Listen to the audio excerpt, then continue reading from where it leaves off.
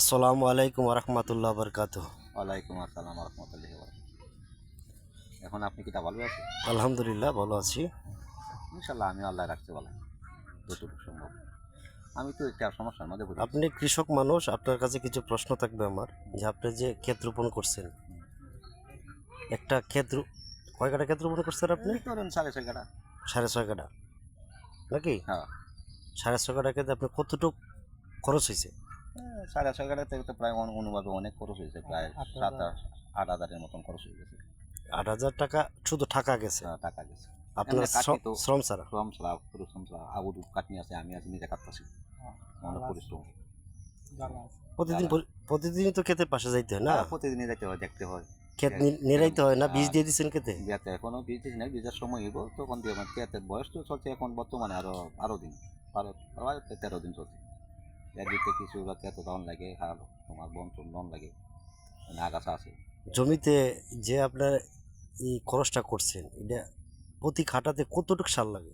প্রতি কাটাতে বর্তমানে এখন তো অগ্রাহ্য করি, বাধ্য দিতে তো এখন বেশি সার কমই লাগে। এখন বর্তমানে আগে যদি বৈশাখ দিয়ে তোতে প্রায় কাটাতে 10-15 মন।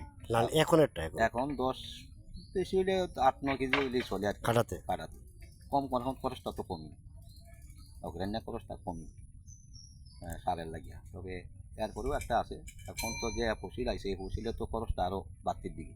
কারণ এই যে এখন 7 বাড়িছে, এই 7-এর মধ্যে পোকামাকড় ধরে, পোকামাকড় ধরে দেখার সময় দেখতে হয়, অনেক সময় বিষ একবার ওদের 2 বার দিতে হয়। কি পোকা এটা জানেন? এই এরকম যে কত অনেক জাতের পোকা আছে, বিশুঙ্গ পোকা আছে, লাল পোকা আছে, এই কাঠটা রঙের একটা পোকা আছে। এগুলা কি জমির ক্ষতি করে?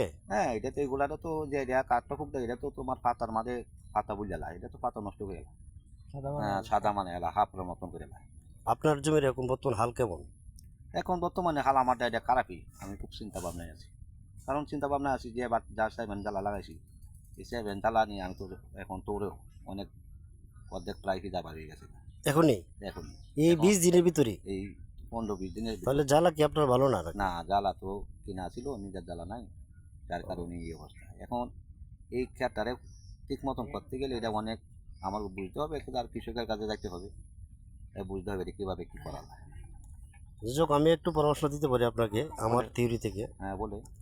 আপনার জমিতে যদি পোকামাকড় ধরে থাকে, তাহলে আপনি কি বীজ প্রয়োগ করবেন, এটা জানেন আপনি? এটা তো বর্তমানে আমার নলেজও নাই, আগের বীজ তো এখন নাই, এখন তো কত জাতির বীজ বাড়িয়েছে।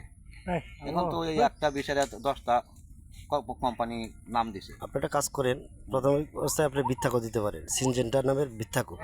বিদ্যা বলতে যে আমরা 3 কাটা খেতে আগে থেকে জানি।